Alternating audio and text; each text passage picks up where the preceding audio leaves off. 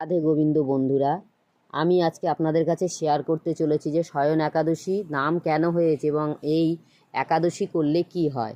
তো বন্ধুরা, এই শয়ন একাদশী হচ্ছে শয়ন একাদশী থেকে কার্তিক মাসের যে উত্থান একাদশী আছে, এই একাদশী পর্যন্ত স্বয়ং ভগবান শ্রী বিষ্ণু যোগ নিদ্রায় অবস্থায় থাকেন এবং প্রভু পঞ্চমুখী সাপের উপরে অর্থাৎ বলরামের উপরে তিনি যোগনিদ্রায় থাকেন।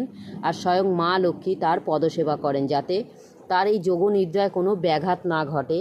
এবং আমরা যেমন ঘুমালে কিছু জানতে পারি না, কিন্তু ভগবান ঘুমিয়েও সব কিছু দেখতে পান। আর এই একাদশীর উপবাস করলে সর্ব পাপ থেকে মুক্তি পাওয়া যায় এবং যে এই একাদশী করবে তার কোনো দিন অন্ন বস্ত্রের অভাব হবে না এবং সে সর্বদা শ্রী ভগবান শ্রী বিষ্ণুর শ্রী হরির কৃপা লাভ করবেন এবং তার সমস্ত বাধা বিপদ যাই কিছু তা থেকে রক্ষা পাবেন।